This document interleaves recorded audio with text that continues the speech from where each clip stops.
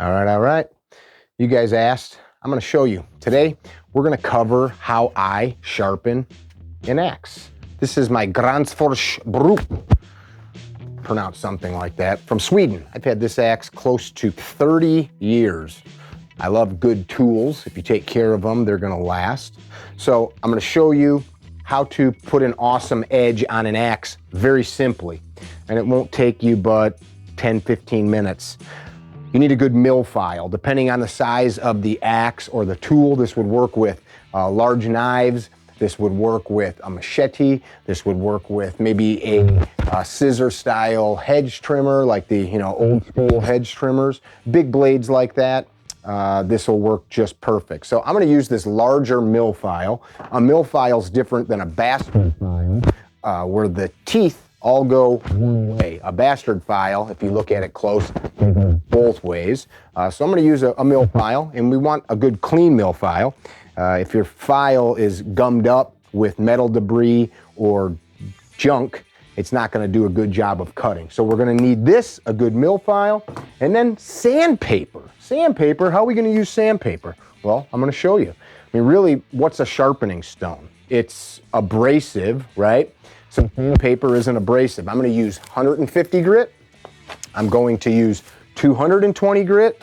I'm going to use 320 grit, 400 grit, and 600 grit, which I did not have the container for, so I didn't show you, but you're going to see the sandpaper. Sandpaper 101 real quick. Why don't we just go to the last grit? So what is sandpaper grits? What do they mean? So for example, we'll grab 150 here. 150. What that means is every square inch of paper, there is 150 of the little grits.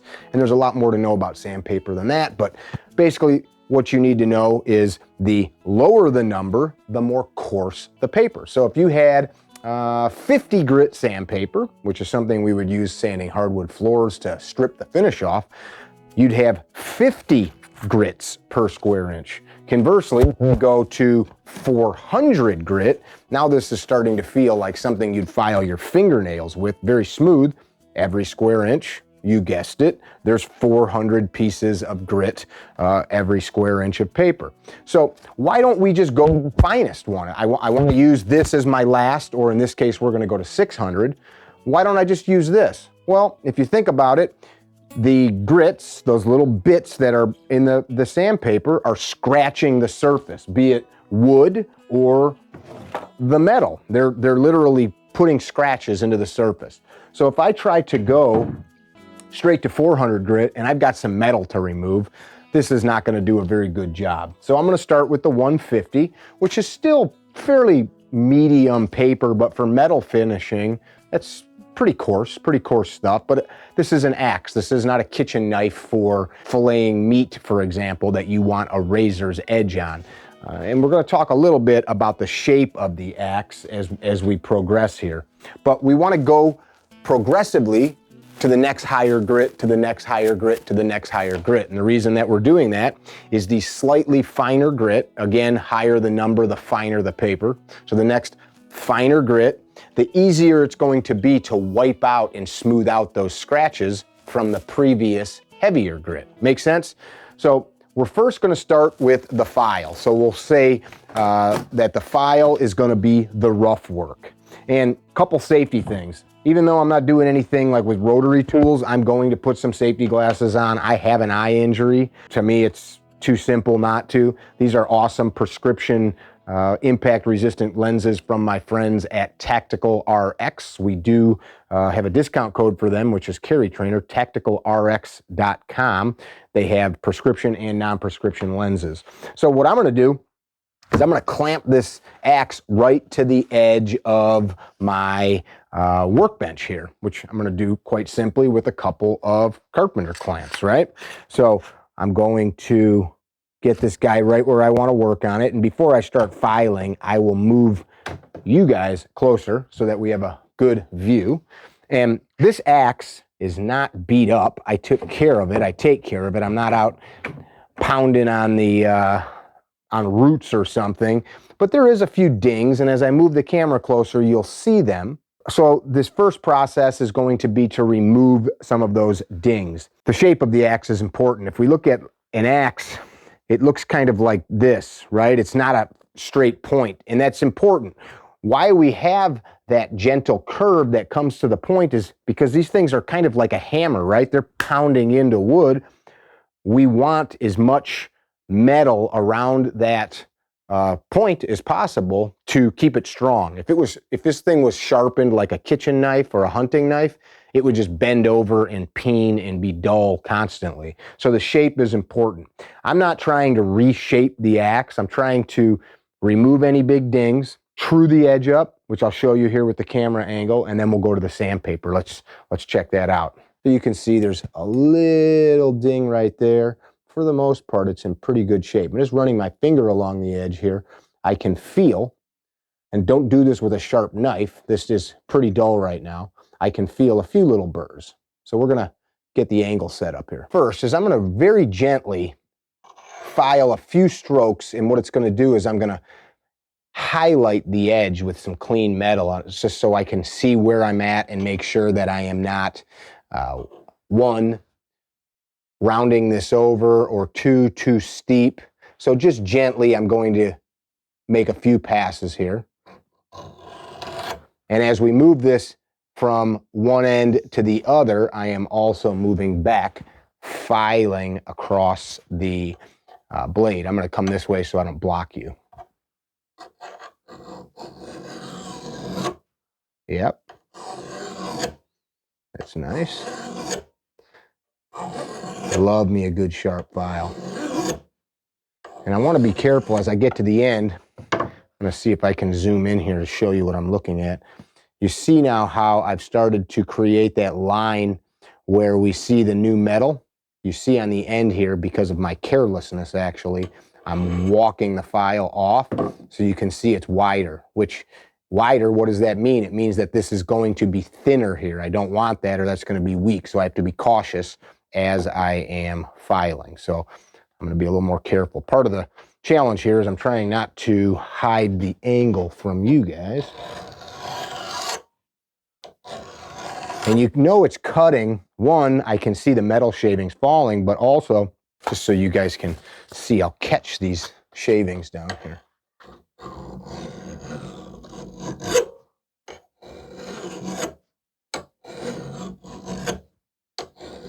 Oh yeah.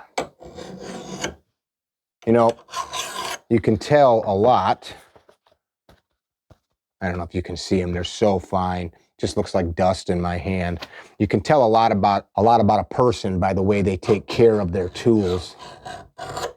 I don't want to bust his balls because he's a family member and a loved one, but I recently brought one of these axes home from a friend that was using an axe from this manufacturer to dig a tree root out and just had destroyed it. It looked like somebody pounded gravel, and we squared it away.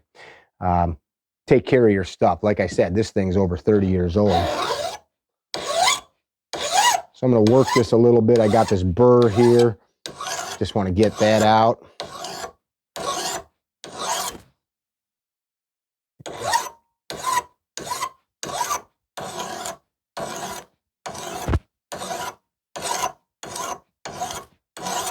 That looks pretty good.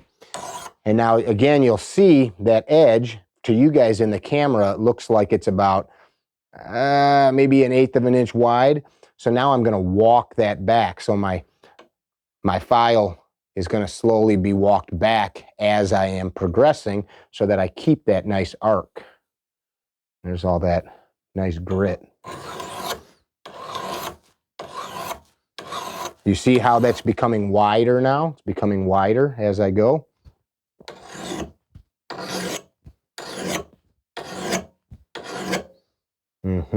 I like that a lot.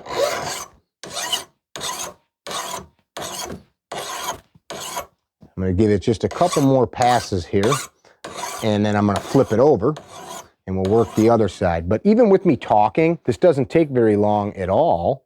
And if I wasn't talking and sharing with you, this would be almost, I'd be done by now with this process. But I'm trying to show you. And again, you see now, you see the edge from where it was last sharpened. So I'm gonna, again, make a light pass. I can block you guys. A light pass. You see how it's shiny now, where I just hit it? There we go.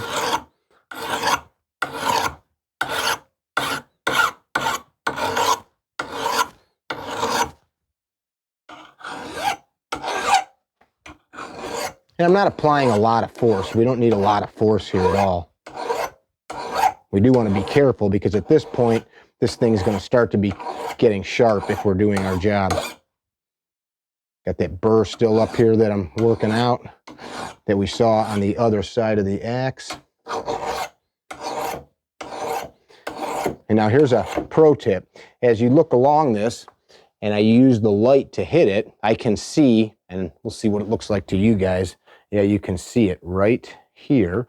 Again, this looks a little wider. Wider is going to mean the angle is going to be thinner. It's also going to mean that I might be thinning out the edge, so I don't want to do that. I got to be careful. There's so many tools to do this, so many gadgets. One thing you don't want to do when sharpening any metal is overheat it. By overheating it, you weaken it, loses its temper. So by doing it by hand like this, a couple things happen. One, it's very enjoyable. Two, go slow, you don't create heat. The steel doesn't lose its temper, which is a good thing. You know, when we say lose our temper, oh my God. Just told you to be careful. All right, so we're back. Take your own medicine, Mickey. I was not being as careful as I thought I was, and I just touched my finger, as you saw, and cut myself. Don't worry, I'm okay. Washed it, got it bound up good. What I want you to look for, as we're back to this, kind of comical that as I told you that, I cut myself. What I want you to see is the edge here that I have filed. If you look at it, and having good light helps. But as you see, it's pretty straight. So right here, there's a spot that I'm going to address that you see that it's not completely flat. So just like when we're sanding, when we're filing, what we're trying to do is create the same uniformity across the surface. That looks much better. That looks much better. I'm going to roll this over. I'm going to inspect the other side real quick. Just look and see if there's anything else that we need to do here. I see one little spot I want to address here.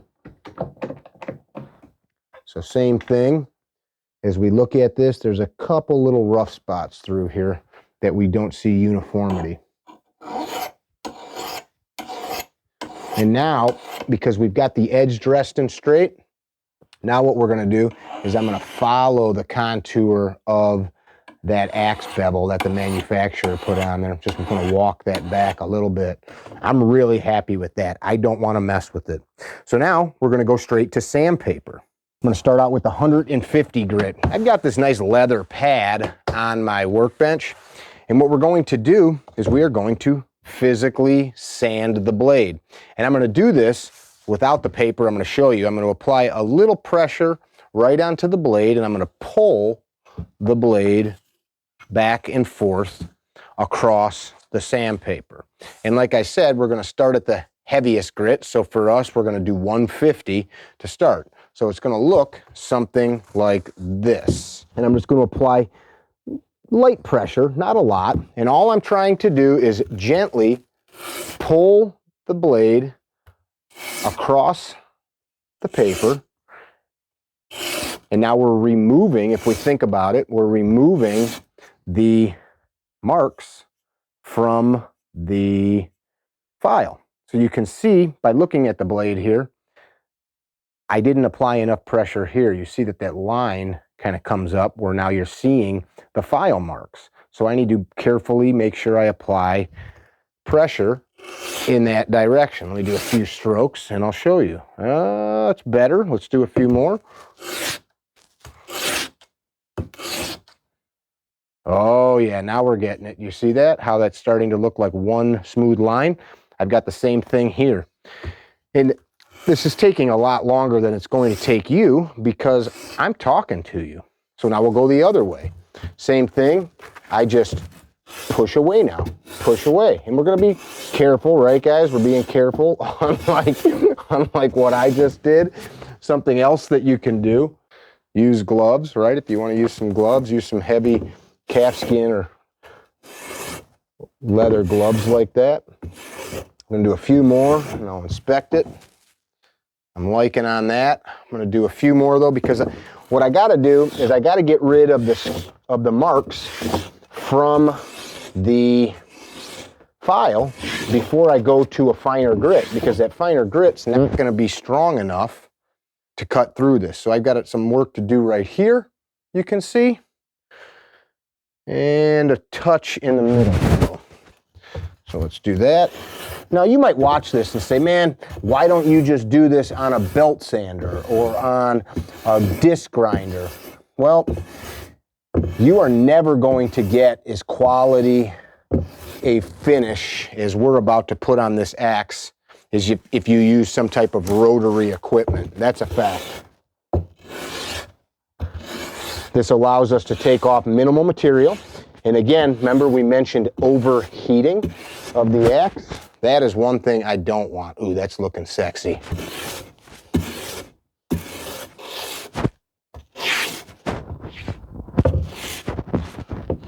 And what I'm going to do in just a second is grab a rag and just wipe this off, because I want you to see where we're at thus far. A couple of things I enjoy about this process. One, you really appreciate when you're using the tool not to abuse it. Two, you are going to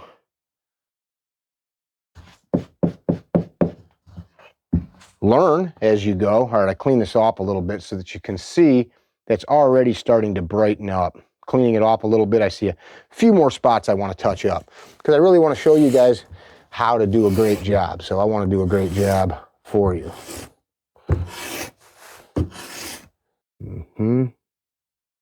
Couple more passes here.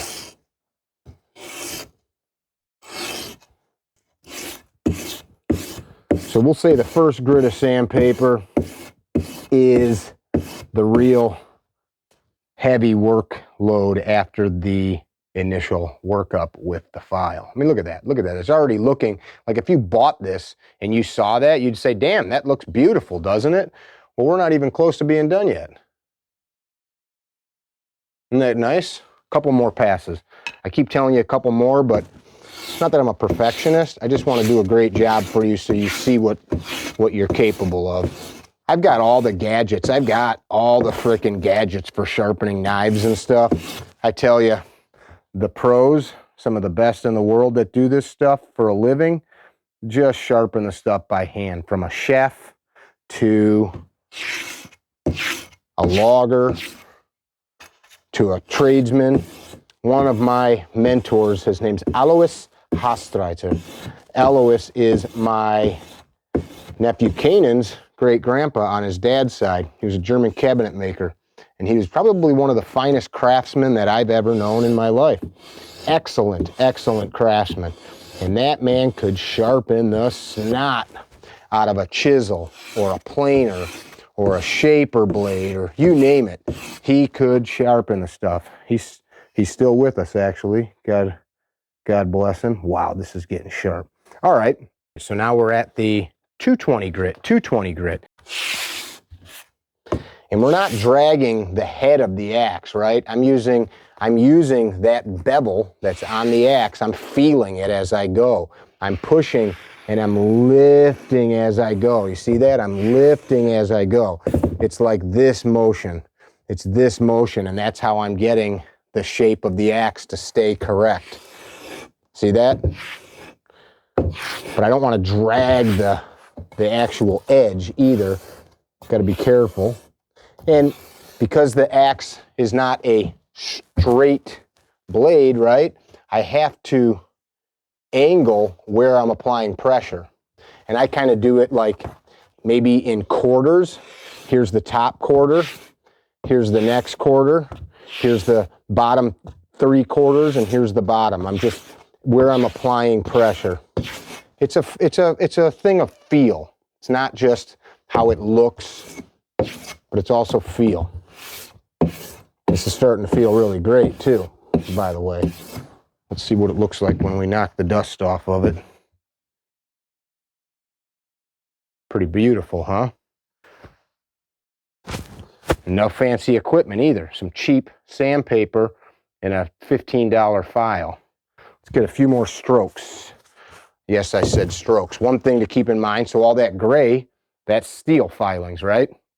So as the paper plugs up, we may have to use new paper, or in this case, flip it, right, to a fresh part of paper.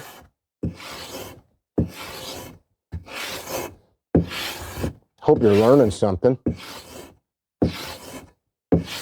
This is kind of a cool thing. You know, if you screw it up, you can just start over. It's not that big a deal because we're not taking away, you get a grinder out or some machine, belt sander or some machine like that, man, if you don't know what you're doing, you can destroy a piece of metal, an axe or a tool in seconds.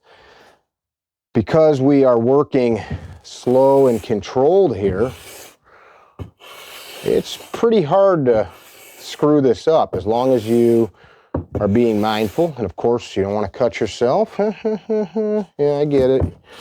We're laughing with you, Mick, not at you. I could have hid it from you, but I didn't. Not the kind of man I want to be. Not the kind of man I want to be.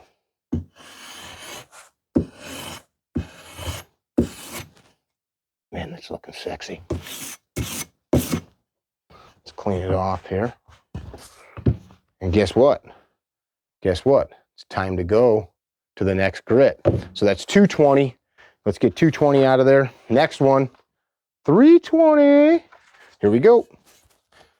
Just keep this sanding party moving.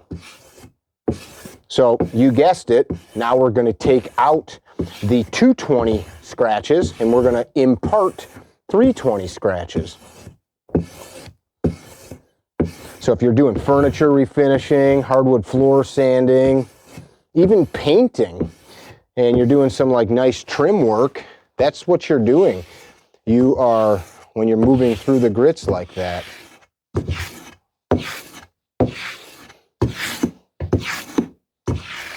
Let's take a look. And as we get finer and finer, like I said, it becomes easier and easier. Damn, this thing's looking good. This thing is looking good. I see a few scratches down here that I did not get out in the bottom edge of this side of the blade. So pay that a little attention.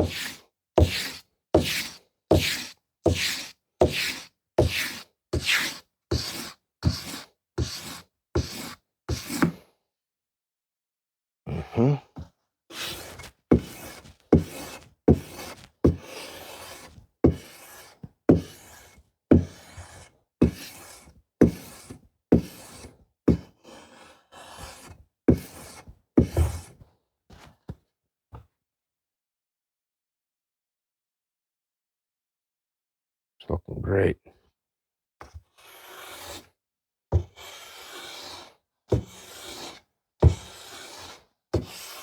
And some of you may wonder like why I've just got this paper loose.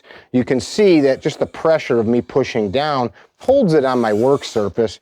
I want you to do what's comfortable for you. You could put some masking tape or duct tape on the edges. There are different apparatuses. Because I've got the handle on here, I want to be able to move it and position it. I want to be able to move my paper around so that I can work different edges as I'm sanding. So we're using the light. Again, we're using the light. And here, do you see right here, that little shiny spot? I applied a lot of pressure with the last pass, and so that burnished, that polished it. So I didn't do it on purpose, but I felt it happen. So that's what we're looking for. We're using the light to find what's happening. Very therapeutic process.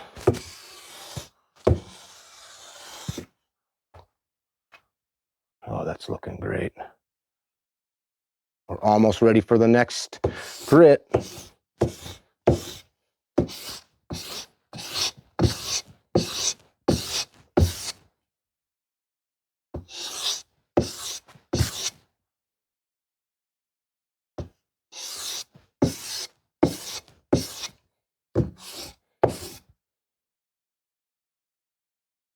Couple more passes. The better job we do between grits, the easier the next grit will be. Easier the next grit will be. We don't want to think, oh, we'll get it in the next grit. Same thing happens in woodworking. All you do is leave scratches. And what happens is you try to work the area that you see marks that you left behind. And what happens is you end up dishing out the area because you're overworking it, trying to get it because you missed them. So if you have to, you might have to go back a step and go to a heavier grit to remove the scratches. All right. See all those filings? Let's go to the next grit. Talking some four Hondo. Here we go. Oh, that's smooth. And as we progress, man, this just gets easier and easier. Could you wet sand this? Could you polish it? You could polish this to look like chrome if you wanted to. We're gonna get it pretty shiny, as you'll see here in a minute. It's gonna be pretty darn shiny.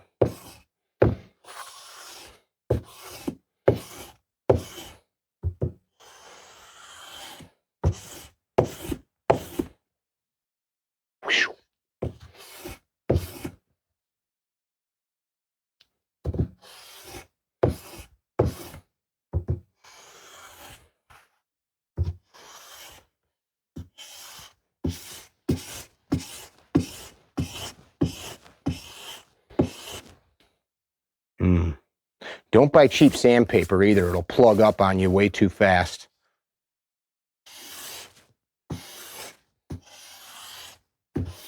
Let's talk a little shop safety, a little safety stuff. So I'm an EMT. That doesn't mean much, but do you have the stuff you need? You know, here in the shop, I've got an IFAK. Up in the truck, I've got a full-blown trauma kit. But in here, I've got basic stuff to deal with traumatic bleeding. Tourniquet, pressure dressing. We've got chest seals in here. We've got hemostatic gauze. We've got some simple bandages like Kerlex and a few other odds and ends. Do you have that stuff, and do you know how to use it? That's important. This little cut I got, I'm not gonna lie, when I'm done with the video, I think I've got to go get a few stitches.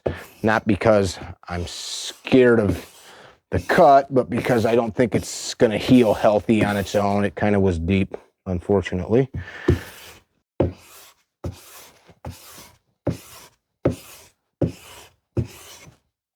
Really starting to see the results now of this work. And again, I keep saying it, this is taking way longer than it would without me trying to film, because we're trying to go slow. We're trying to check camera angles and such. So if we start to look at this, you see there's some of those 320 scratches coming through right here. I'm wiggling it around so the light will catch it, but you also see that is starting to look like a polished dang edge, is it not? Let's get a few more. You guys are not going to believe how sharp this is going to be from some sandpaper, just like you'd use for some woodworking.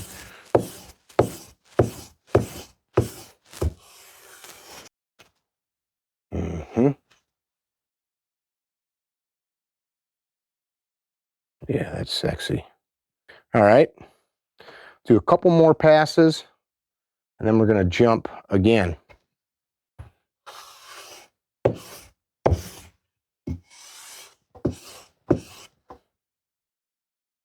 I dig it. All right, let's go to 600 grit. 600 grit. Here we go. Oh man, it doesn't even feel like anything. It's so smooth.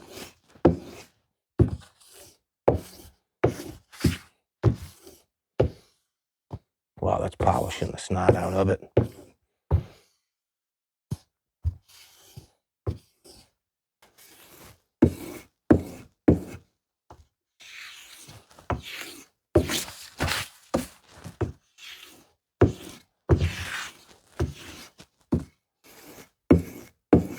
Let's clean this off and take a look.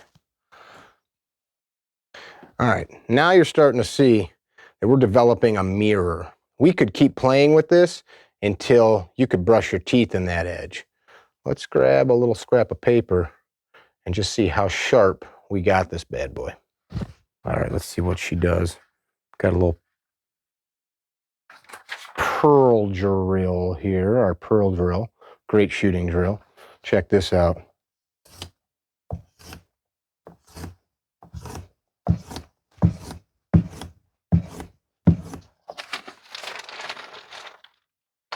It's pretty dang sharp.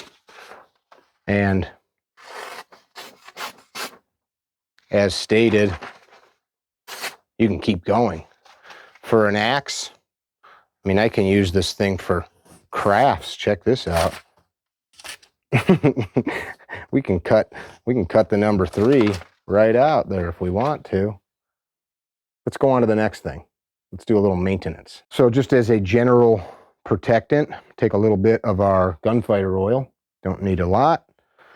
And carefully, this is very important after being out in the rain or going out in the rain, or if you're going to store the axe, or if you are heading off on a trip and you're going to be in the foul weather.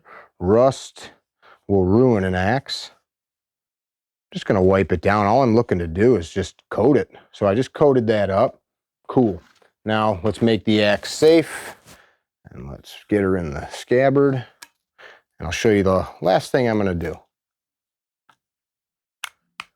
Cool. So little hockey stick tape here. Why do I do this? Well, a couple of reasons. I use this axe as a tool for all kinds of things, as a carpentry tool. But this area right here also can get bashed around pretty easily. So one, this is protecting the axe handle. I'm just wrapping it tight. I am wrapping about 5-6 inches, and I'll show you why in just a second. Some people don't like this. I do. Years in construction and carpentry, I use an axe for a lot of different things besides just chopping, kindling, or light camp work, right? So come back right back around. One, I'm protecting the handle from hitting things like over strikes. But two, what this does for me, come right back around to here and we'll tear this off. It gives me a really nice spot to work. So if I've got something really small that I'm chopping kindling on, I don't want to be choked up like this, whacking away. So I can grab this and tap, tap, tap into a small piece of kindling. I also use this as I'm maybe doing some limbing. So if I've got a branch with a bunch of little branches, rather than swing away, I can grab this. This thing is so sharp that I can just knock through, right? I can just knock through the little bits I'm trying to get off. I can use this to peel bark, and it just gives us some purchase in a way where we can choke up, and I get a little friction, but also it gives me something easier to hold on to that's a little less slippy, and it protects. Not a lot of protection, but it's a little bit of protection for the wood from this smacking into certain things. Let's take a look at that edge before we go. That's beautiful, isn't it? Super simple too. I hope that you enjoyed this little video. I appreciated doing it for you, even though it cost me a little blood. I appreciate that you guys spend your time with us. Drew and I and the rest of the crew, we dig it. I like getting to make these videos. If there's something that you want us to do, show me. Tell me, put it in the comment section. Tell me how you sharpen your axe, what you do to take care of it. This one's been in my hands about 30 years. As long as something doesn't happen to it, like it gets stolen or I lose it, it will end up going to my kids and grandkids. A quality tool like this, if well taken care of, will last generations. This is Mickey, Drew at the editing desk. Be well. Don't be dickheads. Tell somebody you love them. CarryTrainer.com for info on any of the stuff we do.